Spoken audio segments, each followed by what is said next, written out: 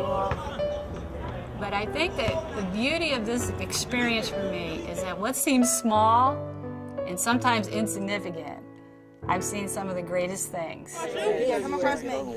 Just to let y'all know, y'all had it in the... Our goal is to know every child's name before the regular school session begins in September. So we have a retreat in August for all new students. They're all working together. They go up usually on the bus very, very quiet, and they come back very, very loud because they've bonded. Go to that! It was great. Like, you got so close to everybody. Show us that smile. Come on. Close with the teachers. You found the teachers were very cool people. They were going to help you to the very end, put all they can into you. They work in groups. They have team building activities. We went out camping, had s'mores, told stories, sang songs. Only bad part was going to bed, but, you know. One overnight experience tells us so much about each student, and I'm sure they learn about us.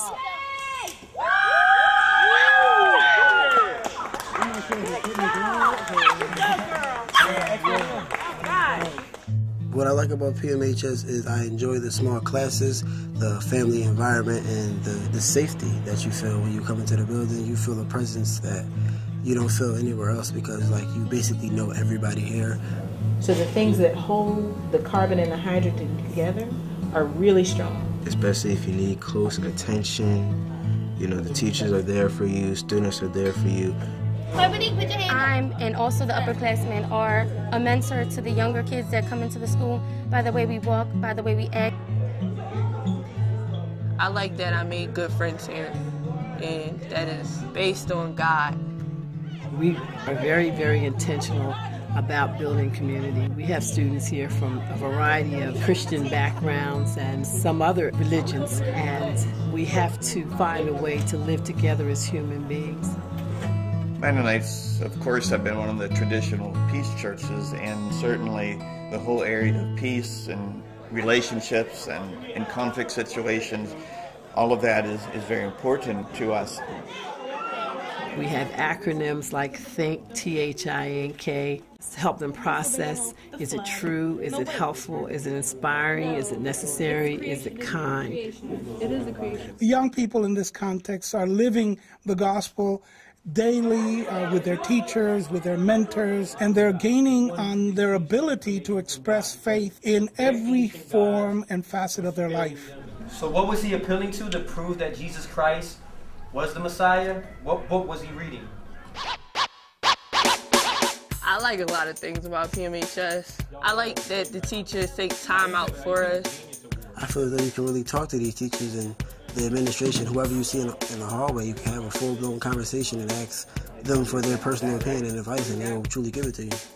In this case, 2 quadrants are the same in these quadrants. They go all out, like, trying to help you. If you don't understand something, they'll gladly take, like, time after school to help you. They won't give up on you no matter what. They think higher standards of you than you might think of yourself.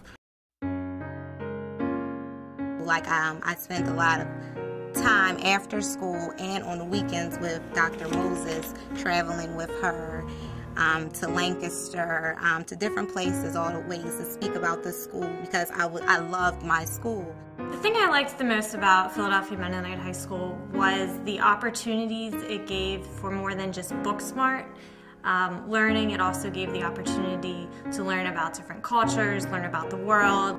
KB's what? And como is how.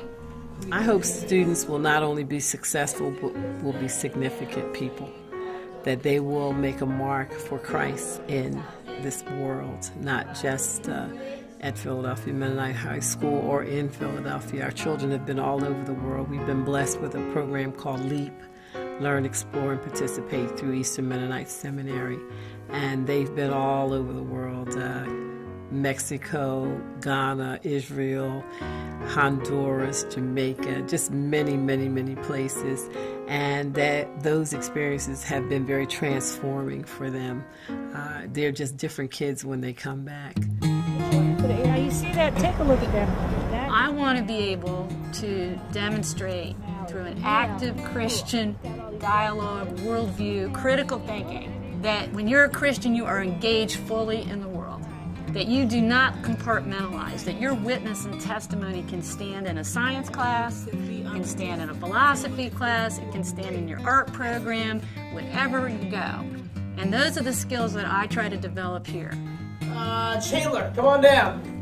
If there was a class that I would say gets me excited, it would be English. I can express myself fully without having anybody judge me.